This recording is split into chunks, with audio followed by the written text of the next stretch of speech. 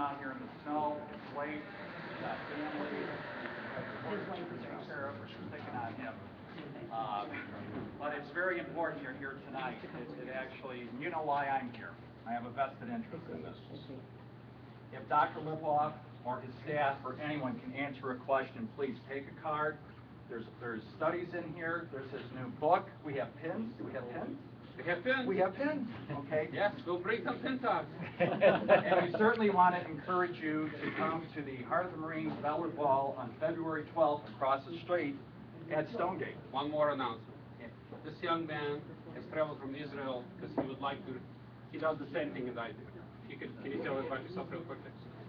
My name is Dr. Adahan. I come here from the Tel Shomer Institute in Israel, which is in the Tel Aviv area. It's Israel's largest medical center with 1,200 beds. I run the pain rehab unit there, and about a third of the patients I see are military or terror trauma, and the vast majority suffer from PTSD. And as Dr. Lipov has mentioned, the treatments available for PTSD, although we have all of the most modern and cutting-edge treatments, we have psychiatrists who are considered world leaders in the field, are often leaving the patients wanting. And we're very, very excited at the possibility of the development of a new, timely, quick, and effective treatment, particularly in Israel, where oftentimes in the course of military action, the soldiers are, it's very different than here, the soldiers are actually close to home. Israel being a small country and most of the war is being fought on the spot. We know that about 60% of the soldiers who suffer combat stress reaction will go on to develop chronic PTSD. And with interventions being developed by Dr. Lipov here in the United States, I believe that maybe there might be hope to prevent the development of PTSD in those soldiers. So we're very excited about Dr. Lipov's groundbreaking, innovative work, and I saw well to travel 27 hours to get here. Thank you for myself on his wonderful, wonderful groundbreaking work. Thank you. So if you have any questions, we're here.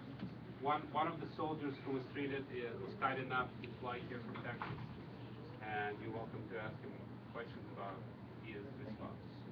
So, to quote Steve, the squirrel is not hiding any nuts. Squirrel didn't hide no nuts. There we go. It sounded so much better. But in all seriousness, I think this will be a new branch of science. Certainly, the timing of it could not be more pertinent. You know, there's so many people killing themselves, and the misery of PTSD, I think, is horrible. Keep in mind, in the civilian sector, 1 out of 6 women in the United States are sexually attacked, and at least 50% of those people develop PTSD. In the military, female section of the military, it's about 15 to 17% female, and the term military likes to use MSA, military sexual assault. The Pentagon number is 25%. So if that happens in the field, the chance of PTSD is at 100% basically.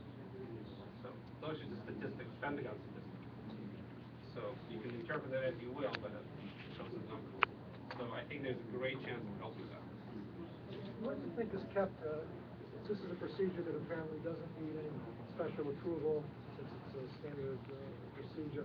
What do you think has kept Sir Walter Reed from using it more frequently? I can definitely tell you why. Well, I'll give you a involved answer a little bit. So, short. Well, here's the point. Lieutenant Colonel Mulvaney is the guy who did it. He replicated my work. There's no problem getting it done is not an issue.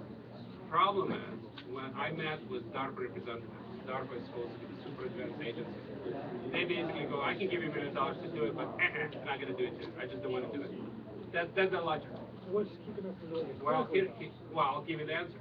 The problem with Walter Reed and all the other military agencies in the United States, whoever's in charge of that military section, if something happens on their ship, their career is over. They will not allow any innovation at all.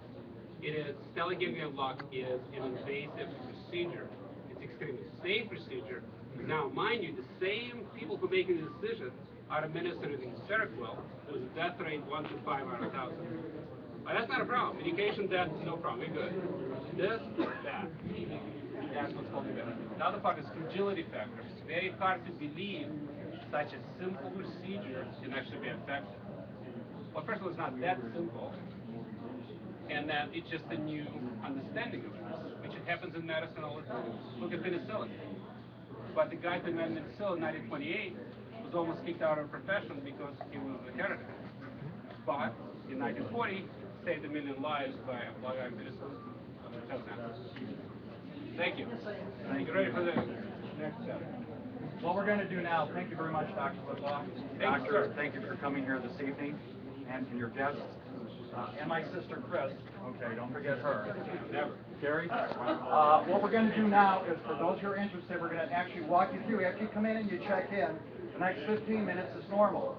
Then we can show you, for those who want to see the procedure in the actual recovery room. And then there's soda and coffee in the back room. So for those of you who'd like to walk through the clinic with me, I'm going to direct it. And for those who have more questions for Dr. Lipov, may I? He's going to be right here. So those who want to go through the clinic, let's go this way. Okay, here we go. And away they go.